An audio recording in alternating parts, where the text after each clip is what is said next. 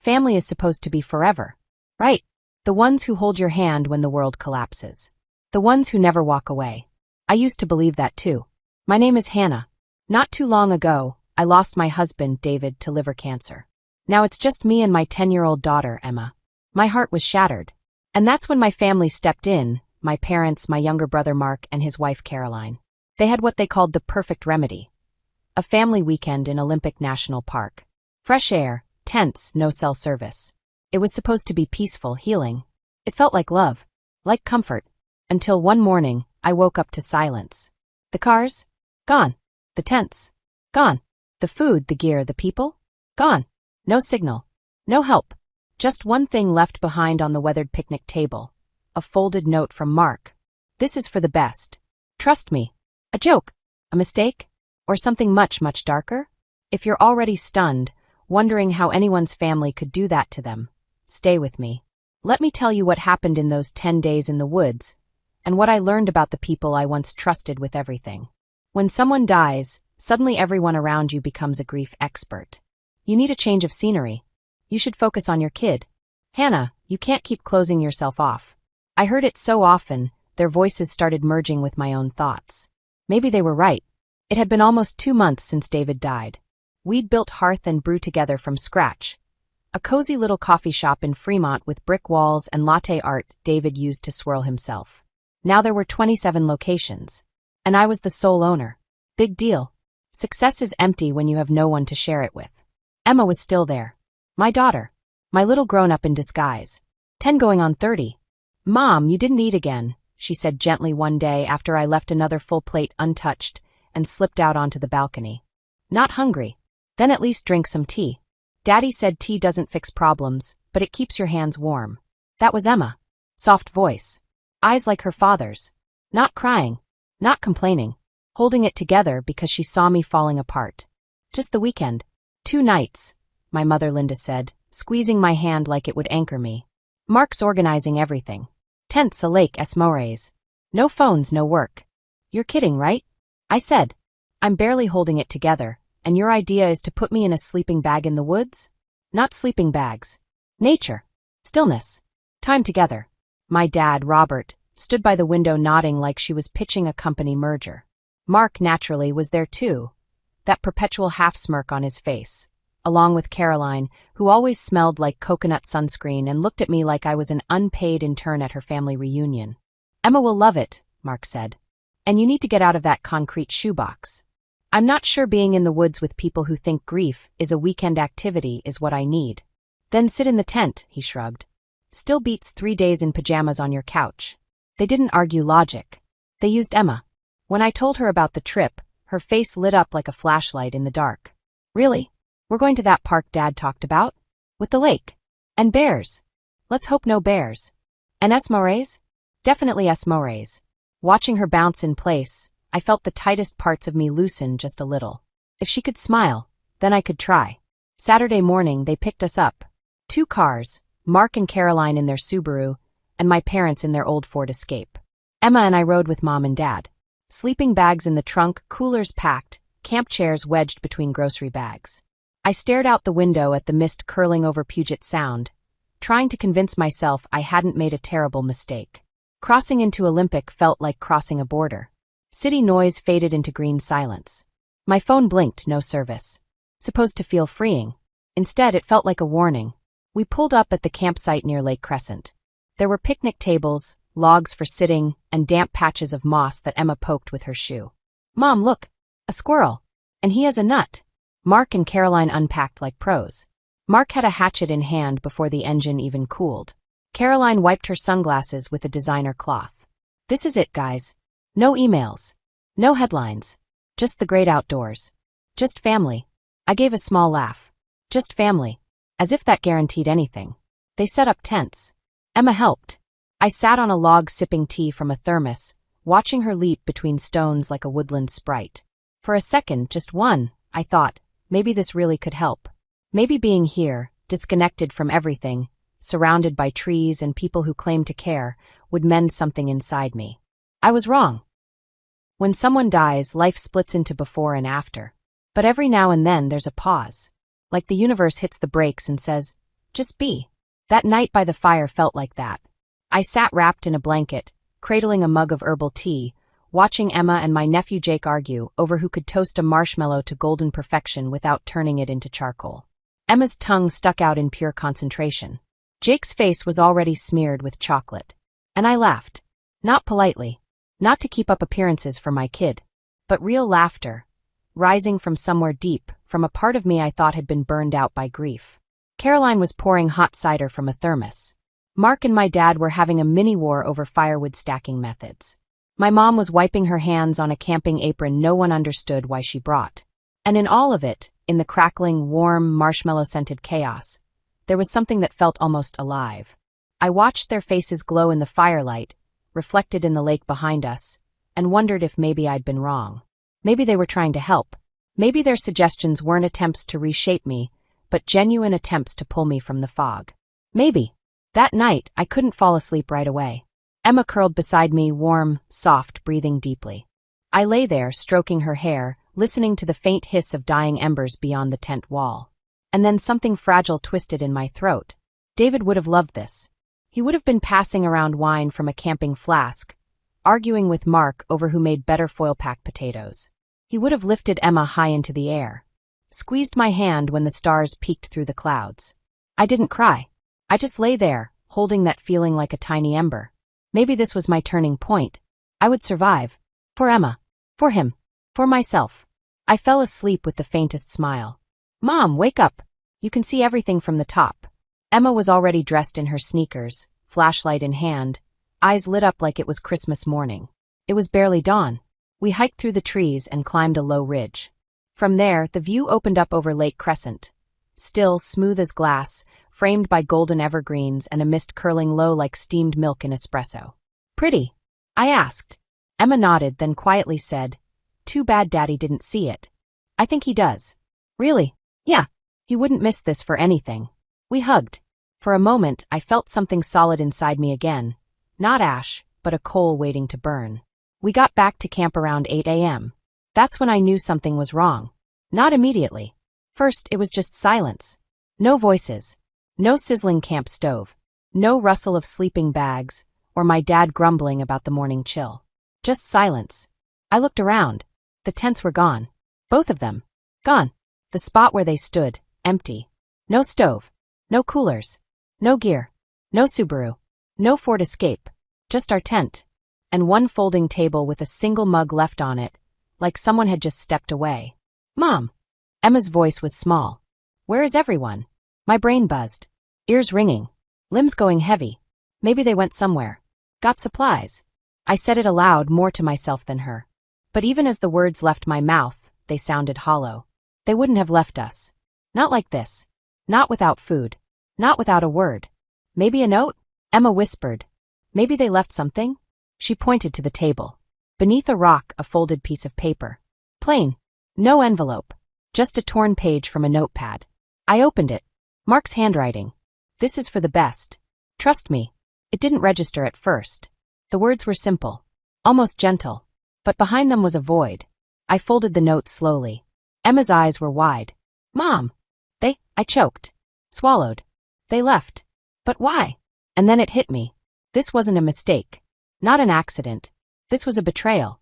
Cold. Deliberate. Calculated. "We'll be okay, sweetheart," I whispered, pulling her into my arms. I held her like my grip could shield her from the world. Inside me, something turned. Something cold, sharp, unfamiliar. They left us. In the woods. No phone. No food. With a child. I looked to where the cars had been. Flattened grass. Tire tracks. Like they'd never been there at all. And just like that, our 10 days in the forest began.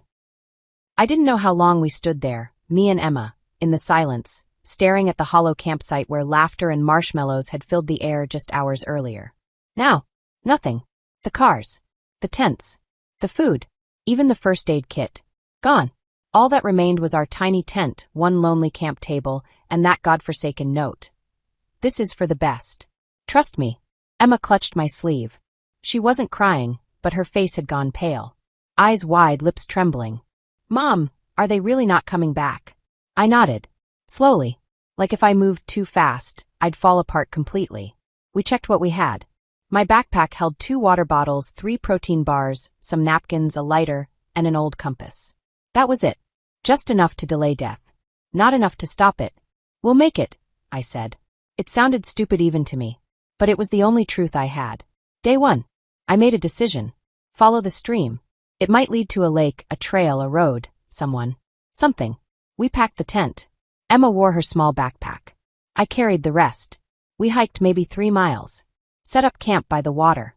I built a tiny fire, gave Emma half a protein bar and some water. "Mom, aren't you eating?" "I already did," I lied. She didn't argue. Just nodded. That lie was my offering, my shield. Day 2. Emma washed her face in the stream. I gathered dry branches. No food left.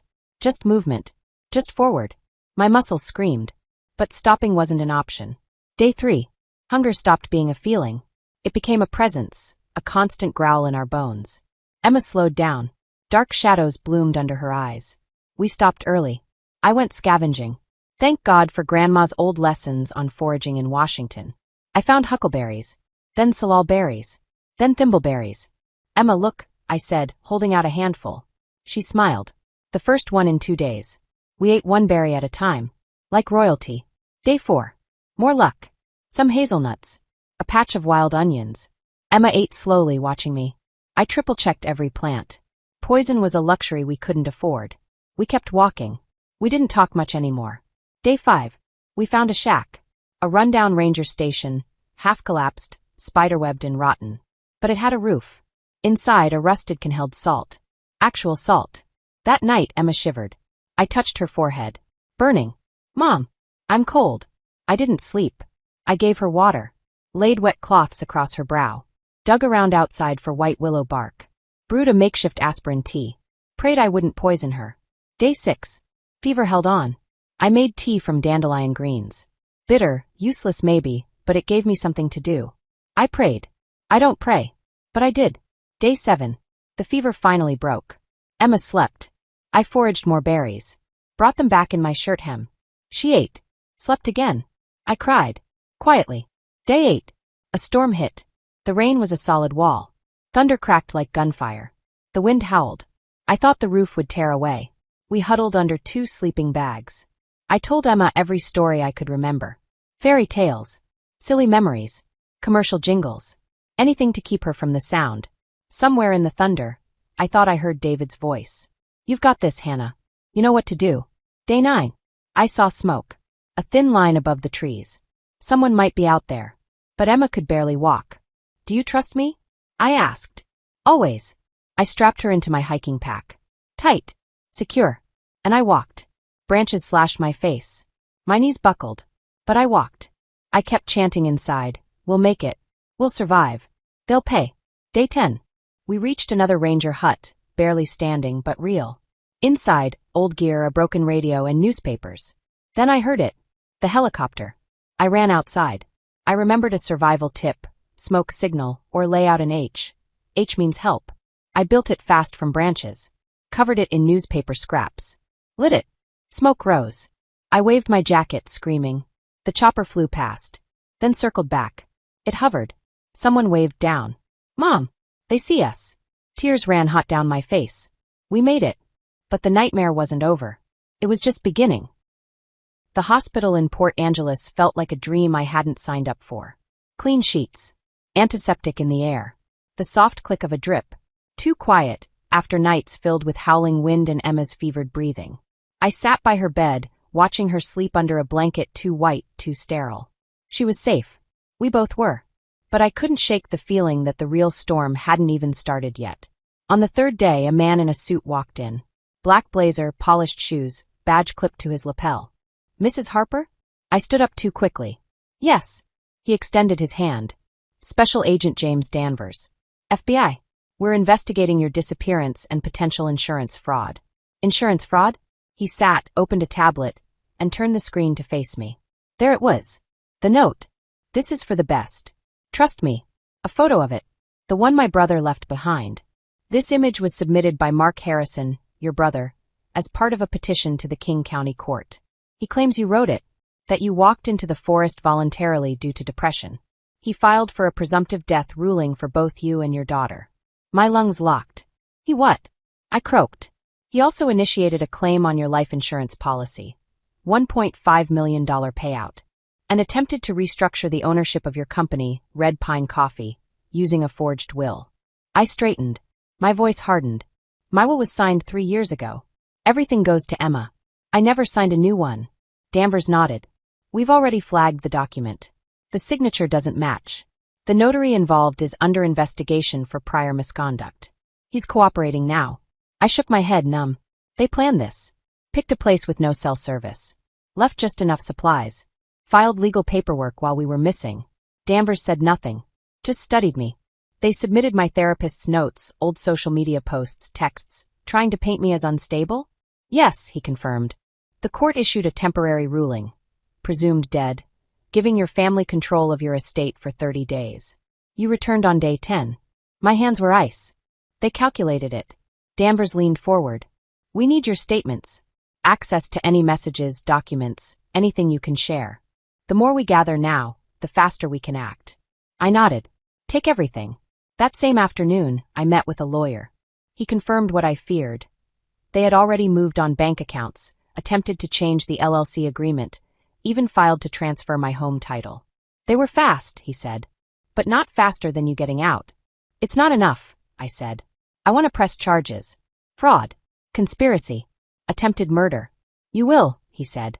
We're coordinating with King County detectives. They're working jointly with the Bureau. Later that night, I sat next to Emma again. She looked up at me, her hand in mine. Mom, she asked, did they really want us to die? I didn't look away. I don't know what their full plan was. But they didn't expect us to come back. Her face changed. No fear. Just steel. We're here now, she whispered. They failed. I kissed her forehead. They failed. That night, I wrote my official statement. Attached everything I had, texts from Mark, strange voicemails, the photo of the note, even Caroline's odd messages. Tomorrow, the investigation would begin. And this time, I wouldn't be the one left behind. When I finally saw Mark, Caroline, and my parents again, it wasn't in someone's living room or the sterile hallway of a hospital. It was in the King County District Attorney's office, inside a cold, gray conference room with Venetian blinds and bottles of water lined up like props. They sat across the table. The people who had tried to erase me and my daughter from existence. Mark looked down. Caroline was perfectly composed, not a hair out of place. My mother and father looked tired, wearing expressions of forced concern, like they were auditioning for sympathy. I thought you were, Mom started. No, I cut in. You hoped we wouldn't come back. Our lawyer, David Kim, set a thick file on the table and opened it like a card dealer laying out aces. The King County Court received a petition from Mark Harper declaring Hannah Harper and her daughter Emma as presumed dead, he said. Accompanied by a handwritten note, submitted as evidence that Hannah had willingly walked into the forest. Also filed were insurance claims and a forged will transferring assets and business ownership. Mark's voice came, strained. We followed procedure. The note looked like a goodbye. We thought she gave up. With her 10-year-old daughter? I turned to him. And none of you found that strange? Caroline jumped in, crisp and clinical. You were in a dark place, Hannah. After David's death, you were posting disturbing things. You said you were drowning, that you didn't see a future. I laughed, dry and hard. So you responded to my grief with insurance fraud? My father tried. We didn't want to hurt you. We were scared. You weren't yourself. David Kim slid a page across the table. The signature on the new will doesn't match. We've submitted it for analysis. The notary involved is under federal review. The FBI already has a file open. Mark was silent. Caroline clenched her water bottle, so hard her knuckles went white. Later that day, I received an email from Red Pine Coffee's corporate bank. All account activity had been frozen. Legal counsel filed for temporary protection of business assets and corporate structure. Any changes initiated by my so-called family were now null. 10 days.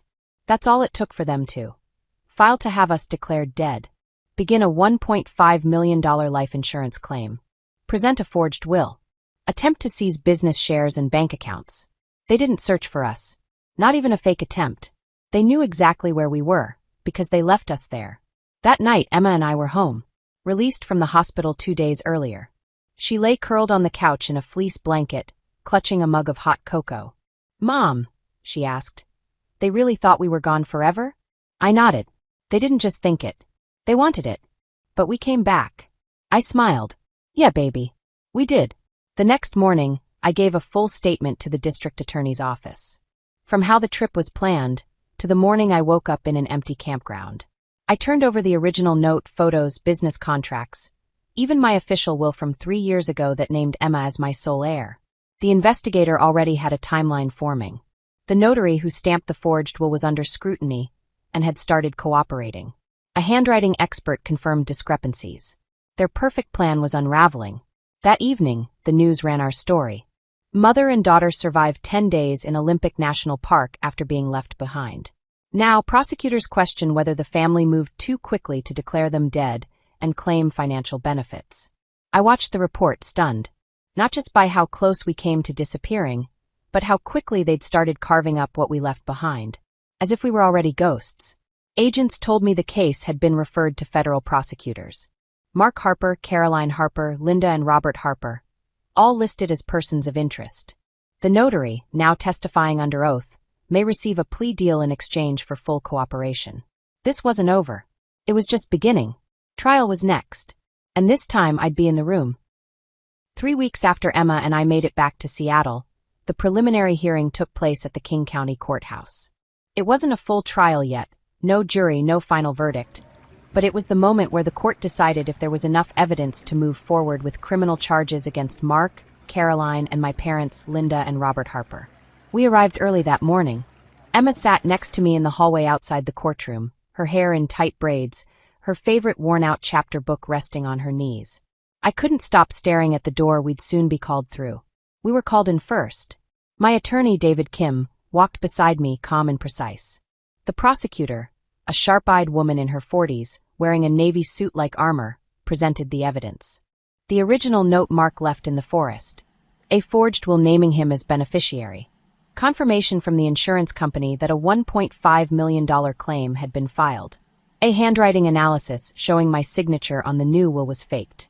Banking logs and emails showing attempts to access my accounts and take control of Red Pine Coffee. Then came the notary. His name was Martin Shaw. Pale, middle-aged, with shaky hands and a crumpled expression. He admitted to notarizing the will without me present, based on documents delivered by a third party. Under pressure, and in exchange for a promised cut of the business, he went along with it. The prosecution had already secured a cooperation deal with him. Mark, Caroline, and my parents sat just a few feet away. Mark didn't meet my eyes. Caroline was tense but composed, her lips a hard line. My father stared at the floor. My mother dabbed at her eyes with a tissue, but I didn't believe a single tear. The judge, a distinguished older black man with clear, steady eyes, listened carefully. After both sides finished, he spoke simply. There is sufficient evidence to proceed. The case will move to trial. After the hearing, the prosecutor approached me quietly. Thank you for surviving, she said. Because of you, we can stop people who believe a life is just a dollar amount. The next day, the media lit up. They left her to die. Daughter and mother exposed chilling family plot in the woods. The Harpers, a family divided by greed. Reporters called. Invitations came from talk shows. I said no to all of them. I wasn't ready to let strangers into our story. Instead, Emma and I focused on living. Really living. We moved. Small house. Nothing fancy. But it had a garden. I planted a rose bush in the center, just like the one David had tended in our old backyard. One evening on the porch, Emma curled beside me, watching the sun fade behind the fence. Mom, do you think they'll go to jail? I paused. Probably. Not today. But it's coming. The truth's on our side now. She nodded slowly, then whispered, I won't ever let you go. I pulled her into my arms and held her close. Her heart beat slow and strong against mine. We knew what lay ahead, depositions, court dates, more painful memories brought back into the light. But we weren't alone anymore. I wasn't the woman they could gaslight or manipulate or abandon. And Emma wasn't just that little girl left in the forest. We'd survived. We'd stood back up. We'd built something new. Sometimes family isn't who shares your blood. It's who chooses you. And who you choose in return. I chose her. She chose me. And in that choice, we found our power. I looked up at the darkening sky and whispered, We're home. We're safe. We're together. 8 months after the preliminary hearing, the trial finally began. It stretched over weeks. Witnesses testified. Experts analyzed signatures. Emails and text messages were read aloud. Emma's name came up more than once, but she never had to speak in court. I made sure of that. After 4 days of deliberation, the jury returned its verdict. Mark Harper was found guilty on multiple counts: conspiracy to commit fraud, attempted unlawful inheritance, and endangering a minor. Sentence: 15 years with the possibility of parole after 10. Caroline Harper was convicted of document forgery and aiding and abetting insurance fraud. She received 12 years, eligible for parole after 8. Linda and Robert Harper were both convicted as accomplices, charged with fabricating death claims and attempting to obtain insurance funds under false pretenses. Each received 10 years, with eligibility for parole in 6. The case made headlines nationwide. But I didn't care. The story wasn't theirs anymore. It was ours. Emma and I began again. We made breakfast on weekends, picked blueberries at a farm nearby, watched movies with too much popcorn. She started painting. I started smiling again. The scars didn't vanish, but they stopped aching. We remembered, but we didn't live there. Forgiveness isn't required, but freedom is. And we found it. Thank you for staying with me until the very end of this story. If Hannah and Emma's journey spoke to you, if you believe that even in the darkest places there's still a way out, please like, subscribe, and share this story with someone who might need it. Your support is the spark that keeps the light going. And now I'm listening. Have you ever experienced a betrayal that turned your world upside down? Tell me in the comments. Sometimes, words can save more than you realize.